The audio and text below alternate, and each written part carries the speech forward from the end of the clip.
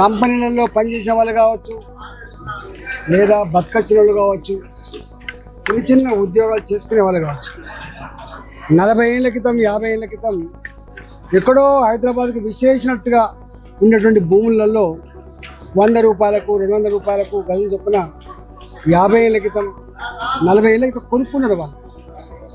అట్లాంటి భూములు ఇవాళ హైదరాబాద్ విస్తరించబడి దాని ధరలు పెరిగిన తర్వాత పెద్దవాళ్ళ కళ్ళు పడి అధికారుల యొక్క అండదండలతో ప్రభుత్వాలు నిమ్మకునిగా వివరించడం వల్ల ఇవాళ అలాంటి పురాతనమైనటువంటి కాలనీలు ఏవైతున్నాయో మళ్ళీ పెద్దల చేతికి పోయింది.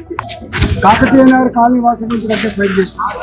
83లో ఏర్పడ్డ కాకతీయ నగర్ కాలనీ ఇవాళ మళ్ళీ దుర్మార్గులు ఆ భూముల్ని రకరకాల కొత్త డాక్యుమెంట్ సృష్టించి, దొంగ డాక్యుమెంట్ సృష్టించి ఎట్లయితే ఆక్రమించుకుంటే వాళ్ళ మీద చర్యలు చేపట్టినామో, కొల్లూరులో కూడా ఇవాళ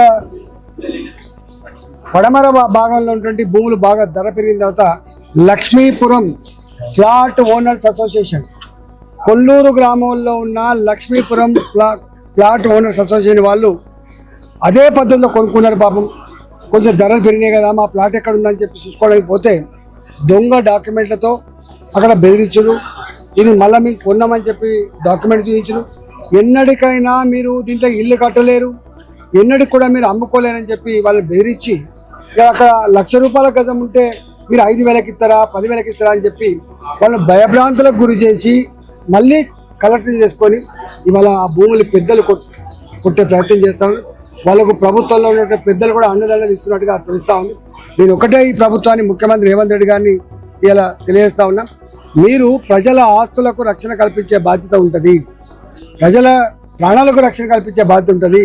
దొంగలు, భూమి మాఫియా ఇలా రకరకాల రెవెన్యూ అధికారుల అండదండలతో, ఇలా కొంతమంది కరప్ట్ ఆఫీసర్ల యొక్క అండదండలతో, పోలీస్ అధికారుల అండదండలతో ఇవాళ ప్రజల మీద దౌర్జన్యం చేసే ప్రయత్నం చేయడం, పెద్దలకు ఇలా అండగా ఉండేటువంటి పద్ధతి మంచిది కాదు.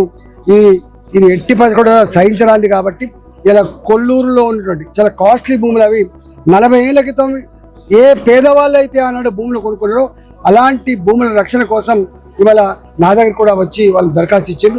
ఇట్లా కోకొల్లలుగా ఉన్నాయి. ఇలా వీళ్ళు ఒక కొల్లూరుదే కాదు, ఇవాళ కాకతీయ నగర్ కాలనీ కావచ్చు, అటు పక్కకు ఉన్నటువంటి విజయాదిగూడ కాలనీ కావచ్చు, ఉప్పల్లో కావచ్చు, ఉప్పల్ బగాయతులు కావచ్చు, ఇట్లా హైదరాబాద్ చుట్టుపక్కల కొన్ని వందల కాలనీలు 40 ఏళ్ళ క్రితం 50 ఏళ్ళ క్రితం కొనుక్కోబడ్డ కాలనీలు, బాబు లీగల్గా ఉన్న కాలనీలు అవన్నీ కూడా.